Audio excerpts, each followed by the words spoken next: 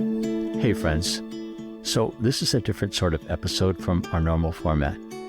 Basically, I want to recommend a book to you and then invite you to listen to a conversation between that book's author and my friend Christine Sine. The book is called The God of Wild Places by a chap named Tony Jones, and I hope you'll consider giving it a read. Now, I'll be honest, the book was not a lot of fun to read. In fact, even now, as I think back to the ways that Tony Jones' writing affected me, I feel a little heaviness in my heart. That is, I think, because it's one of the more achingly honest books I've ever read. Basically, in this book, Tony recounts the story of his life thus far, and in large part, it's a story about failure. Failure as a pastor, failure as a husband, failure as a father. But even though he talks about his own failures, he does it in a way that's intensely relatable by any reader who's also known the pain of failure. For me, even as I read his gut-honest accounts of self-doubt and hubris, I was entirely present to my own brokenness, past and present. All to say, if you have the courage to engage this book honestly, it's probably going to hurt a little bit. But I mean that in the best way, because the upside of that dynamic of empathy is that readers also get to vicariously experience the moments of grace, of peace, of forgiveness and redemption that Tony experiences. And as is the case for so many of us, it's in nature that he finds his healing, and it's in the wild places that he rediscovers God. There are other things about The God of Wild Places that make it an uncomfortable read. For one thing, Tony Jones is a hunter. To put it bluntly, killing things for food, not sport in his case, is one of the ways that he engages nature and in a way experiences God. I'll be honest, as someone who's intentionally not a hunter, there were several times throughout the book that I was tempted to quit reading. It was that uncomfortable. Still, I managed to stay present to some of his more difficult hunting stories, like when he looks into the eyes of a deer that he's wounded and later has to kill with a second shot. Or when he explains in artistic detail just how one removes the entrails and skin of a pheasant. But because I chose to stay with him, it was these visceral encounters that were on some level encounters with aspects of reality that I otherwise work hard to ignore. What I mean is somehow these accounts of blood and bone and meat made me more receptive to profound truths about life and death.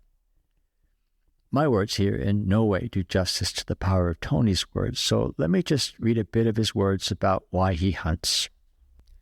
"We've sequestered death," he writes, "pushed it off to arm's length. We leave it to the ambulance drivers and doctors and nurses and morticians. Hunting has changed that for me in a way that religion never did. Deciding with my brothers and mother to remove life support and let my father die was not like wringing the neck of a duck or firing a bullet through the lungs of a white-tailed deer, but it wasn't totally unlike it either. Because as well as reflecting on the inevitability of my own death, I have made the conscious choice to cause death. Anyone who eats meat causes death, but it's usually outsourced to people who work at kill plants. I've chosen to actively participate in the death of my fellow creatures, to end their lives and to take their flesh to my body as food." You know, more than Tony's stories of hunting, it's these deeper themes of death and dying that made me most uncomfortable. And I mean uncomfortable in a way that we know that something painful can also be good for us. In fact, death is a subject that Tony revisits throughout the book. The death of various dogs that were his companions over the course of years, for example, or the painfully undignified death of his father, or the loss of a friend to the ravages of cancer. Perhaps most importantly, Tony lets us into his very personal musings about his own eventual death and the fear that it evokes in him, and by association in us, his readers. His point in all that talk of mortality, though, is to face squarely the fact that we are creatures, that we ourselves are an integral part of nature, and like every part of nature, we're born to eventually die.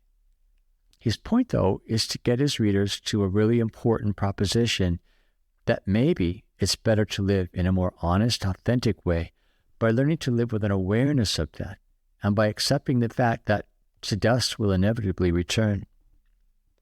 Let me conclude my recommendation of the book by telling you a moment in my reading, which I surprised myself.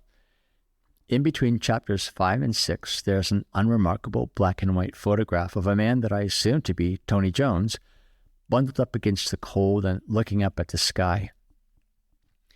As soon as I turned to that page and saw that photo, I said out loud and without thinking, "I love you." It was a strange moment, and talking to books is not something I usually do. But in that moment, what I really meant, I think, was to express deep gratitude for the gift of his story that he was offering me. In that moment, I loved him for his vulnerability and for the vulnerability that he was evoking in me by being so gut-wrenchingly honest.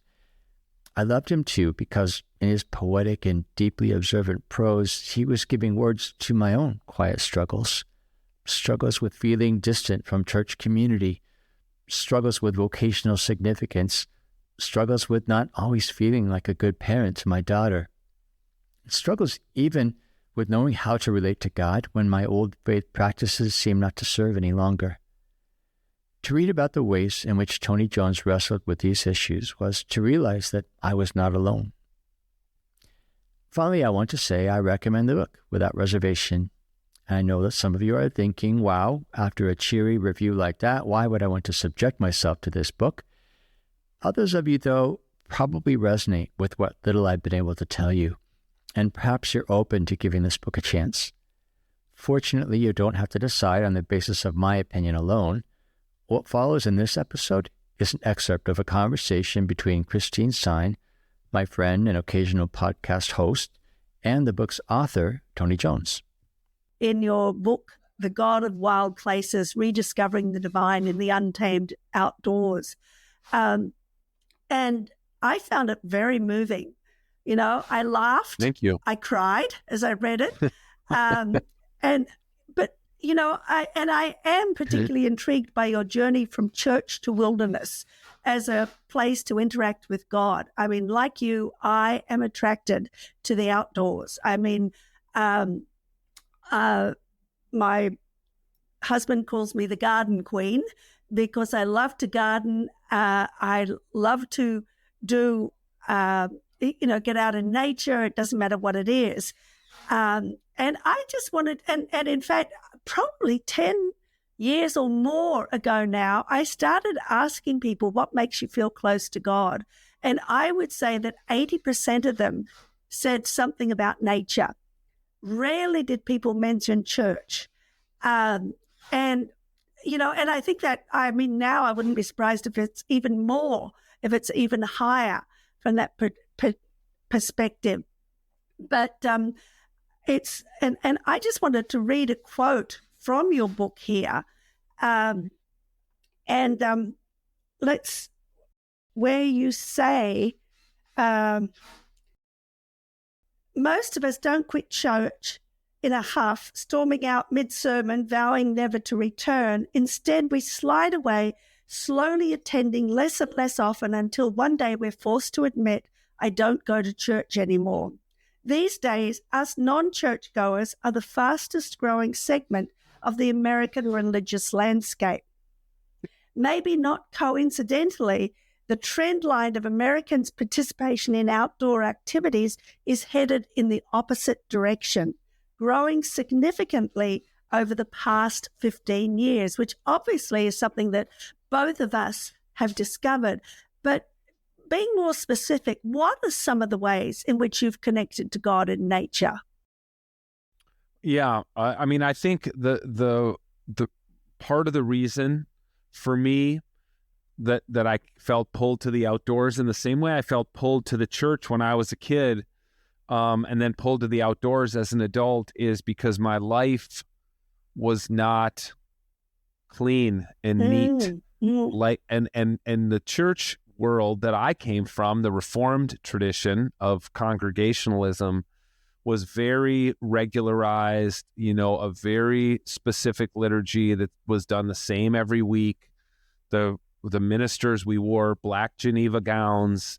We preached 23-minute sermons. I didn't come from a hand-raising Pentecostal, like freewheeling kind of experience of Christianity. I came from a very regularized patterned version of Christianity. And yet my life, my internal life, as I've already said, was a mess. It was not regular. It was not at right angles. It did not, everything did not fit perfectly together. Things did not happen in 23 minutes, you know? Yes. And when I went out into the wilderness, and yeah, I like you, I garden. I remember seeing your gardens when we were there in 2008.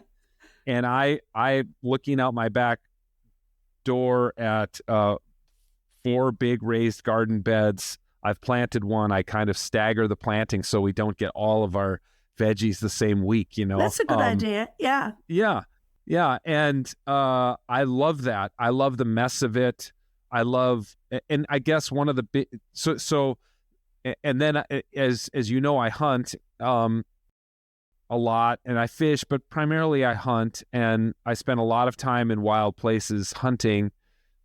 Being more involved in the food that I eat, whether it's through gardening or through hunting, and getting my hands in the hummus. Look, whether it's our garden or whether it's field dressing a deer that I've just shot, my hands are in death. Because the hummus in my garden is all composting dead material. It used to be living, now it's dead, and then it's going to become living again. Oh, the whole process of composting is just, to me, it was one of those incredible revelations of God to me. You know, firstly, how God can take the waste in our lives and make it into what a gardener calls black gold. But secondly, as you say, that introduction, that important introduction to the cycle of life. And of course, you do bring it in different ways. You know, I'm not a hunter, and I have never considered hunting as part of, my exposure to the outdoors. And I did struggle with it a little bit. But again, but in your chapter 4 on companions, I just want to read a little bit out of this. And you're already kind of talking a little bit about that, but just to kind of, be a little more clear. Care for the rest of creation beyond our own species is a mark of our cultural evolution. Few of us think of the created order as a hierarchical chain these days. A web is a more apt metaphor. We are woven into a fabric of creation that includes everything from the largest mammal to the smallest cell. Everything in the fabric is interconnected to everything else. This is the hunter's paradox. I sing a paean to one animal, my dog, my companion, while I'm out to kill another, my prey. Why does one sleep next to my bed and the other wind up on my grill? And why do I get to decide their respective fates? Do you want to fill that out a bit for me? Well, I mean, it's frankly the paradox of anybody who eats meat, but I think even vegetarians are not off the hook, because human beings, we're the most invasive species this planet has ever seen, and we extirpate critters. Yes. Where you're sitting in your house and where I'm sitting in my house 200 years ago, these were woods, and it was abounding with little critters, rabbits and mice and microbes and everything in between. And they're all gone now because we've plowed it flat and poured concrete foundations and built our own houses so that we can live and thrive in comfort. And so even if everybody on my block was a vegetarian, we'd still have pushed out a lot of critters and extirpated them from this environment. So it's just what human beings do. Whether we eat meat or not eat meat, we're responsible for the death of a lot of animals. And all I'm trying to do as a human being and as a thinker and a theologian is to try to come to terms with that and realize that I do make these relatively arbitrary decisions, that I'm not going to hunt and eat my dog, but I am going to hunt and eat a white-tailed deer, and I get that makes some people uncomfortable, but part of my journey has been I just want to be more honest about the life I live. And I feel like when I was in ministry, I wasn't totally honest because I was preaching peace and standing up in a pulpit and acting like I had everything together. But my personal life was not clean and neat. It was messy. And I felt dishonest. I knew I was being dishonest about it. And now I just want to be honest about the fact that I eat animal. I'm a carnivore. I eat meat. So I'm going to be honest about that. It might make my readers uncomfortable. I appreciate that you say it made you somewhat uncomfortable. You struggled with it. I think a lot of people do. But I also think we do a great disservice to the animals we eat when we buy them in a grocery store and never think about their death. Oh, yeah. Because our ancestors, all of whom ate meat, were deeply involved in the death of the animals they ate. You know, yes. whether they were farmers 100 or 200 years ago, or whether they were hunters and gatherers 25,000 years ago, they were deeply involved in the death of the animals they ate. And I don't think they took it for granted because they were involved in it. And I think we do take it for granted, most of us, because we buy it at the grocery store wrapped in cellophane. And frankly, most of all that is denuded of blood. And as you and I both know, there's a lot of blood in the Bible. You know what I mean? Yes. And we make sure I don't want to see any blood on that boneless, skinless chicken breast I buy at the grocery store. But man, that chicken bled before it was wrapped up in cellophane. Well, when I was a kid, we used to keep chickens, and I do remember, kind of slaughtering the chickens, and also have been very much aware of the process and have no objection to it from that perspective. I think, and as I read your book, I mean, part of what I was really pleased to see was that you hunt and then eat what you hunt, whereas, I think the kind of hunting I really struggle with, there's the kind of hunting where people, kind of devastate and have in the past, of course, devastated and sometimes brought to extinction species because they've overhunted them. And, I don't know whether you have anything to say to that, that aspect of it. Well, I don't trophy hunt. I mean, there are people who trophy hunt and just try to shoot the biggest, the animal with the biggest rack so that they can hang the head on. The most beautiful animal, yes. Yeah, the animal with the biggest rack on and hang it on the wall. That's not how I hunt. But in the United States, actually, we are so much. It's called the North American Conservation Model. And basically what we did is in the early 20th century, we outlawed market hunting. And as a result, we still have wild animals on this continent. Mm-hmm. And in Europe, there's virtually none. There's virtually no deer. There's no more elk. I mean, there's little herds and little places that are protected. But there's Europe. I mean, there's like no public land to hunt. Everything is owned.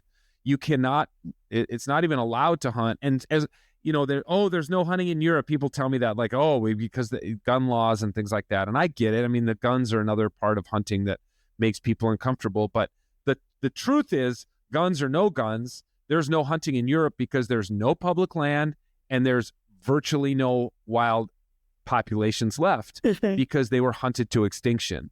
And in the U.S., to our credit, starting with people like Theodore Roosevelt, we hit the brakes hard on that before obviously we almost totally extirpated the bison, but that was one of the species that after that happened, a lot of American hunters and who led the conservation movement said, we're not going to do that anymore. We're not thank going goodness. to. Yes. Yes. Thank goodness. We're not going to wipe species out anymore. So, I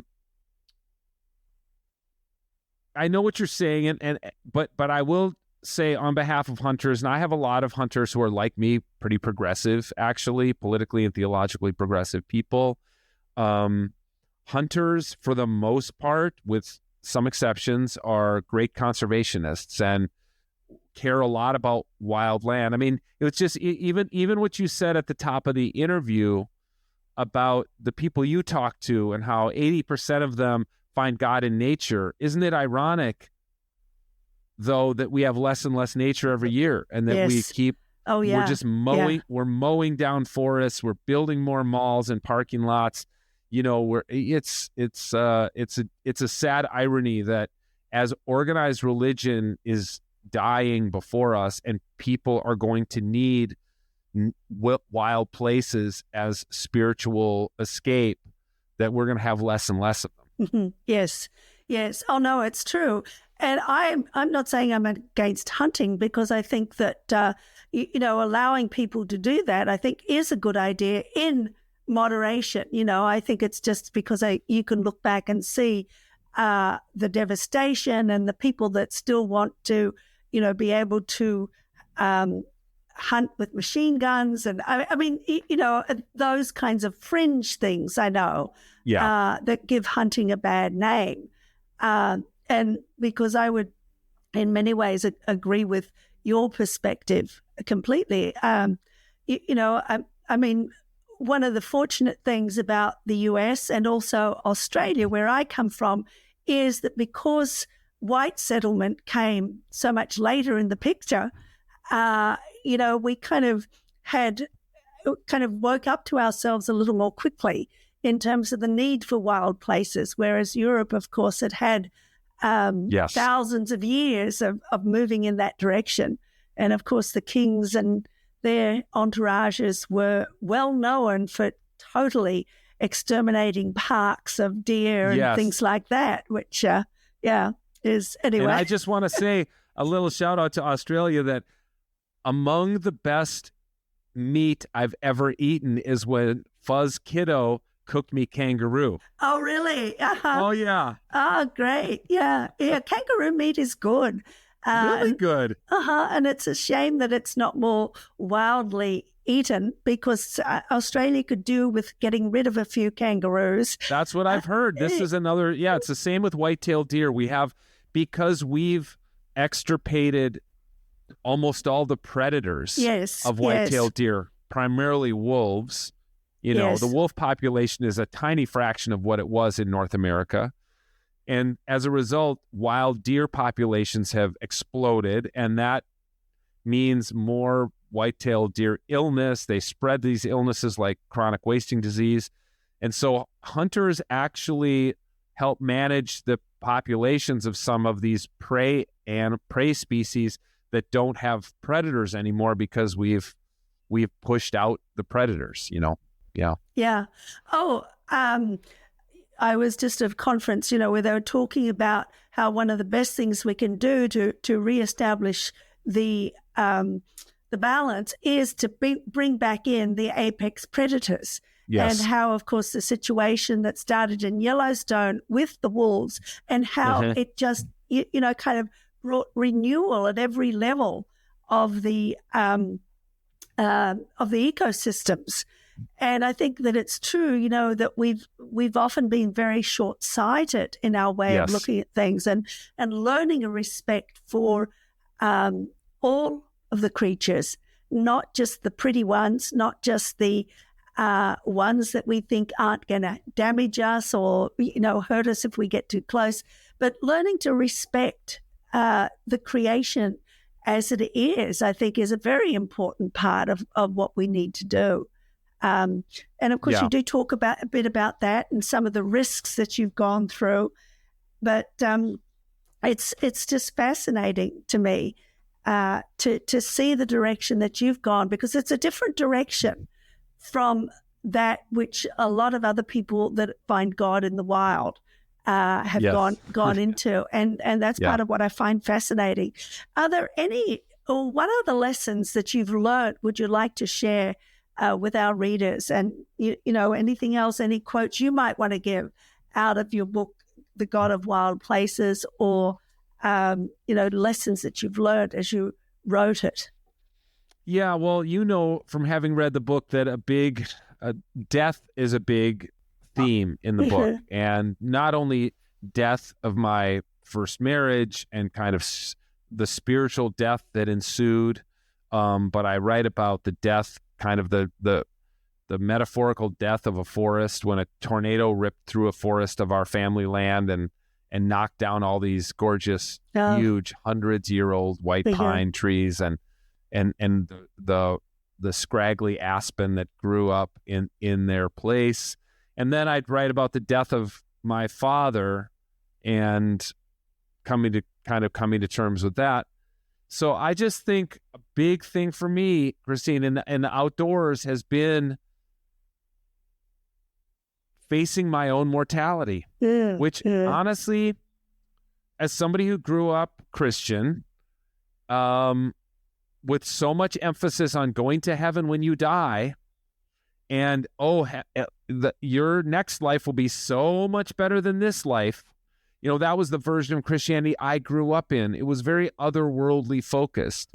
And that I've been disabused of that notion, not only because I just theologically really have a hard time with it now, but also because there is another strain of Christianity. So a quote from the book that you might like, that you might remember is from a sign that hangs over the monastery on Mount Athos that says, "If you die before you die, then you won't die when you die," which is a funny, paradoxical kind of statement, but it's in line with the Stoic idea of memento mori, remember your mortality, keep your death always before you, and you will live a better life. You will love people better. You'll treat others better. You'll be better to this earth if you keep your death in front of you at all times.